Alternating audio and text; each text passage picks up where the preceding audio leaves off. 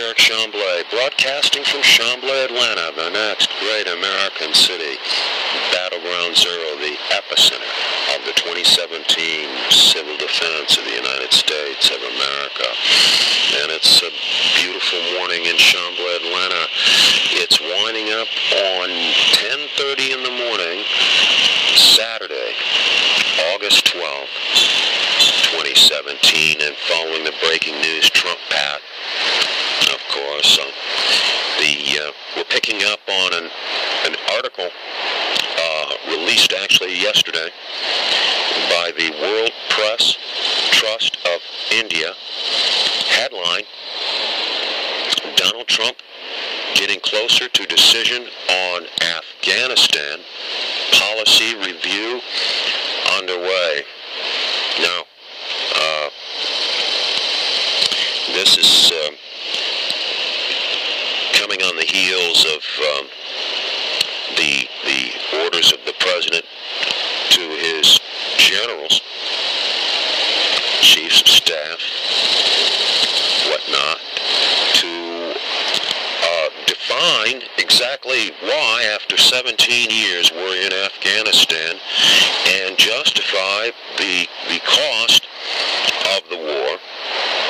While on the domestic side, our current president, Donald Trump, wants to proceed with massive, at least $1 trillion of infrastructure, and this is running parallel to what's actually being done by China in building their trade highway along the old Silk Road by way of Kashmir, which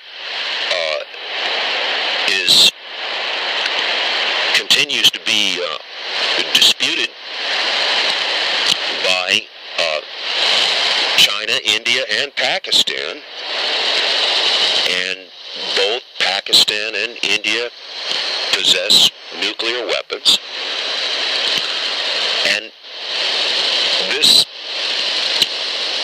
17-year war, of course, was launched shortly after 9/11, but the plan, really, by the former administration of George W. Bush, was to go into Iraq all along, and really Afghanistan was a prelude to that. And to back up a little bit, as far as Afghanistan, of course, under the Jimmy Carter administration, former President Carter, he suspended the appearance of the U.S. Olympic team in the 1980 Moscow Olympics because the Soviet Union had invaded Afghanistan, and the Soviet Union was embroiled in a 10-year war in Afghanistan. Arguably, the Soviet Union had more at stake in Afghanistan as far as its close proximity to the various satellites of the Soviet Union at the time. At any rate, during that 10-year war, the United States, through their operatives, CIA, whatnot, special forces, trained the rebel forces, ultimately that became recognized as Bin Laden's rebels forces, and actually helped to build tunnels and whatnot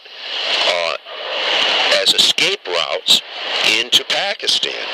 And we know that, at least what we've we've been told that bin Laden was captured, was killed, in actuality, in Pakistan. And he was sheltered in Pakistan. And this continues to be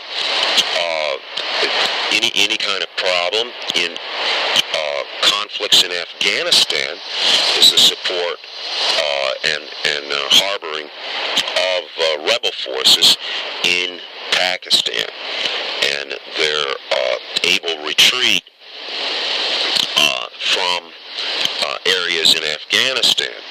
Now, China has workers blasting tunnels and building this economic highway, land route, all the way to, the plan is all the way to essentially the western part of Asia, Europe even. And so while the United States of America is spending billions and has spent probably over $1 trillion, something like that, hard to fathom, in this 17-year war, that money is not going toward building any infrastructure in the United States, America first, nor is it winning the war. And the assessment at this point of our current president is that we're losing the war. And somebody is going to be held accountable. It seems as though General James Mad Dog Mattis was the one that was supposed to come up with something, and it just hasn't happened. And now we've got a situation, of course, where the chairman of the Senate Armed Services Committee, Senator from Arizona, John McCain, is taking over, in essence, as commander-in-chief, perhaps. Something must give here, and that's why we say, in essence, somebody has got to be held accountable, because our current president is not going to yield commander-in-chief to the Republican senator out of Arizona, John McCain, and he very reluctantly signed the particular bill, sanctions against Russia, because of the clause there where he could not have any maneuverability without Congress, without the House and the Senate. And the president's own staff said this is like yielding the role of the commander-in-chief to 535 individuals. And so this is something that our current president is grappling with to straighten out, and really someone must be held accountable. And so the sleeping mad dog, Mattis, you're fired. This is Derek Chamblee, CYRADYO, Cyber Citizen Network. Following this, we gave you a headline, this article on ndtv.com, based in India. And we'll take it from the top. Dateline Washington. President Donald Trump has said he is close to making a decision on Afghanistan, for which his administration is carrying out a review of policy, with Senator John McCain unveiling his own plan for the war-torn country. Quote, "We're getting close. We're getting close. It's a very big decision for me, unquote, Trump told reporters yesterday at Bedminster in New Jersey, where he's on vacation. Quote, I took over a mess and we're going to make it a lot less messy. But that has been a place 17 years, our longest war. I read in one of your columns, and frankly, it's going to be a decision that's going to be made very soon, unquote, Trump said, without giving a timeline for the policy review. The State Department said the U.S.-Afghan policy review is still underway.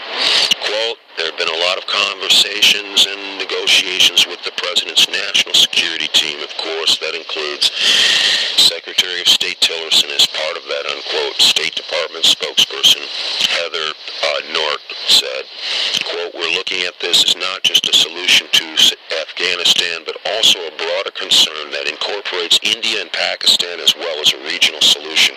We just don't have that plan, unquote. She said it in response to a question. Okay, and at any rate, it goes on that this regional solution, later in the article, and this is probably something coming from Senator McCain, he also called for an intensification of American regional diplomatic efforts working through flexible frameworks for regional dialogue together with Afghanistan, Pakistan, China, India, and some other nations there in the area that used to be satellites of the Soviet Union. My. This is Derek Chamblee, CYRADYO, Cyber Citizen Network, Beatweet. Not mad enough, sleeping mad dog, you're fired. Thank you very much.